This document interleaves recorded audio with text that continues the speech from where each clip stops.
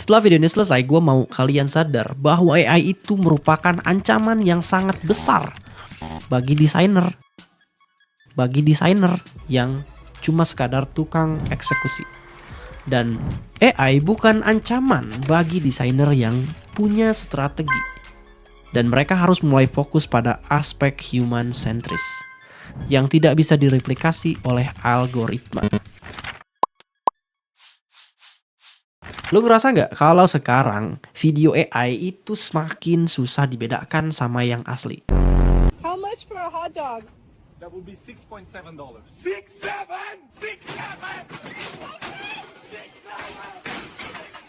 Mulai dari bikin animasi, karakter, sampai video bergaya found footage. Sekarang bisa dibuat cuma lewat AI tools yang tersedia. Bahkan banyak yang gratis. Subjeknya jelas, yaitu kita semua yang bekerja di industri kreatif.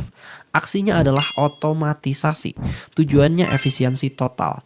Tapi kontrasnya sangat ngeri antara kreativitas manusia versus algoritma. Banyak yang tanya siapa yang bakal digantikan. Apakah benar desainer grafis adalah pekerjaan pertama yang bakalan punah? Lu mau bikin logo bisa pakai AI. Mau foto produk bisa pakai AI. Poster, ya lu sebut aja deh. AI bisa bikin semuanya dalam hitungan detik. Hasil akhirnya mengejutkan. AI nggak cuma meniru hasil kerja manusia, tapi mulai meniru rasa dari karya-karya manusia. Kalau lu merasa aman cuma karena lu jago pakai software desain, mungkin ini saatnya lu mulai khawatir.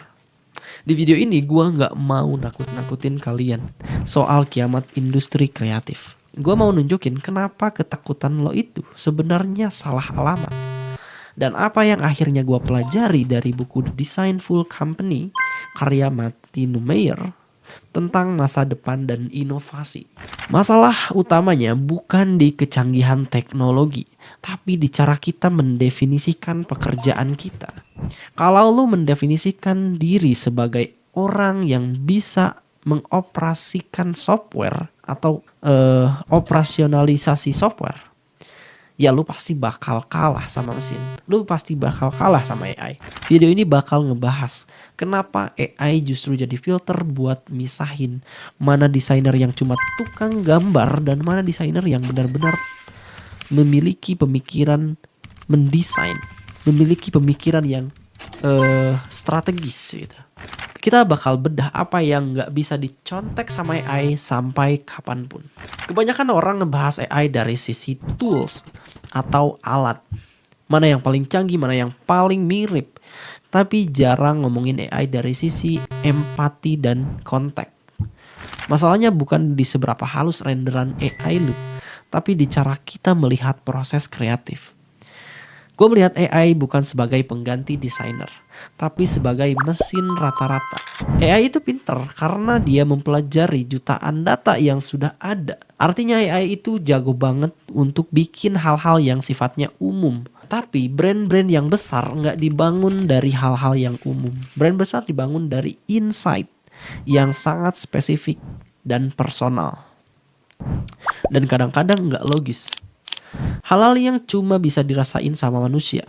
Lensa yang gue pakai di video ini adalah AI itu jago di output, tapi manusia tetap memegang kendali di outcome, alias impact yang dihasilkan.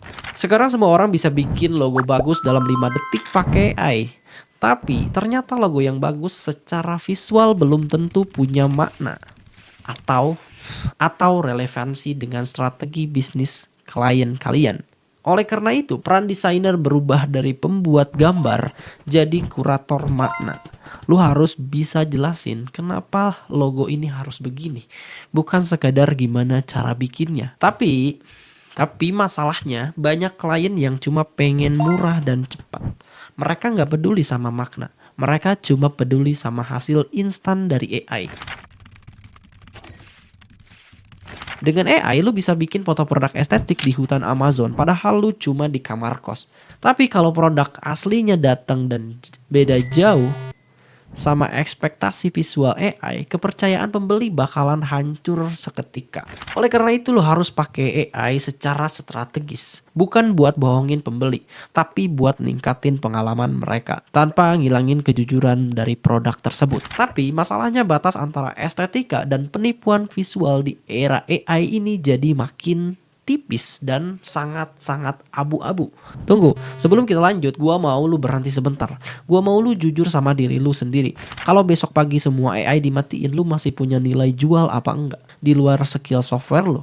Bukan portofolio, bukan hasil visual, tapi cara lu mikir, cara lu ngambil keputusan, cara lu ngerti manusia. Kalau jawaban lu bikin lu gak nyaman, justru itu pertanda penting. Karena video ini bukan buat orang yang pengen nyaman. Video ini buat orang yang pengen bertahan. Oke, gua mau jujur, yang paling terancam dari AI itu bukan industrinya, tapi identitas profesional lu. Karena selama ini mungkin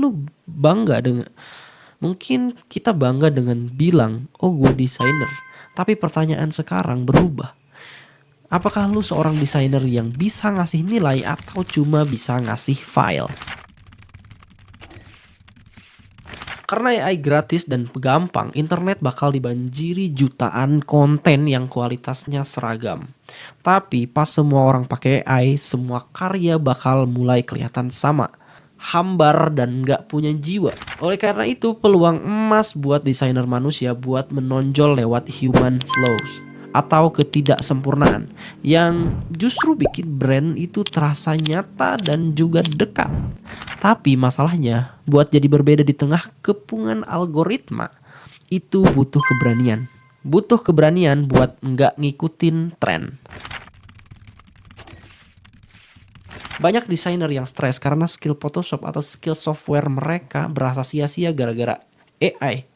Tapi AI nggak bisa diajak meeting buat dengerin keluh kesah owner tentang kompetitor yang curang. Oleh karena itu, lu harus naikin level dari eksekutor jadi konsultan. Lu harus pahami bisnis klien, pahami kekuatan mereka. Tapi masalahnya banyak desainer yang introvert dan lebih milih ngumpet di balik layar daripada belajar ilmu komunikasi dan strategi bisnis. Dan di menit selanjutnya gue bakalan jelasin satu perubahan kecil yang bisa bikin desainer naik level. Naik level jadi orang yang justru dicari di era AI. Oke. Dan di titik itu gue sadar satu hal, bahwa AI bukan pengganti desainer. AI adalah pengganti pekerjaan yang ngebosenin. Masalahnya bukan di AI-nya, tapi di cara kita bekerja selama ini mungkin emang udah kayak robot. Kalau kerjaan lu cuma mindahin aset, ganti warna, dan ngikutin perintah persis kayak di prompt, ya wajar kalau lu digantiin. Insight-nya adalah AI will not replace you. A person using AI will. AI itu gak bakalan gantiin lu, tapi orang yang bisa pakai AI itulah orang yang bakal gantiin desainer grafis. Cara melihat AI itu harus berubah. AI adalah asisten magang paling rajin sedunia. Dia bisa ngerjain draft kasar, tapi lu adalah sutradaranya. Lu adalah orang yang mutusin apakah karya ini layak mewakili sebuah brand atau enggak. Kalau lu mau tetap relevan dan gak dimakan AI, inget 3 hal ini. 1. Double down on empathy. AI gak punya perasaan. Yang kedua, fokus pada riset audiens yang mendalam. 3. Cari tahu apa yang bikin mereka nangis atau ketawa. Itu yang gak bisa dibuat AI secara tulus. Learn the prompt, master the strategy. Ya, kalian harus belajar prompt, tapi kalian juga harus mastering the strategy, coy. Jangan musuhi AI. Pakai AI buat kerjaan-kerjaan teknis supaya lu bisa punya sisa waktu buat mikirin strategi. Dan juga sell the why, not the what. Jual kenapa, bukan apa. Jangan jual logo, jual solusi buat naikin omset lewat identitas visual. Klien bayar mahal buat solusi, bukan untuk sebuah gambar pixel. Jadi mungkin masalahnya bukan AI terlalu pinter, tapi kita terlalu nyaman jadi eksekutor. Oke, tenang aja, gue juga sama kok. Tanpa rencana, AI bisa bikin gambar sempurna, tapi dia nggak tahu rasanya gagal. Dia nggak tahu rasanya bangun brand dari nol, dan itulah yang dicari pembeli, rasa humanisme. Koneksi antar manusia di dunia yang makin palsu gara-gara AI ini menjadi asli adalah strategi branding yang paling mahal. Jadi sekarang lu mau jadi robot yang takut mesin atau jadi manusia yang megang kendali atas mesin itu. Dan untuk penutup, ternyata selama ini gua salah mikir.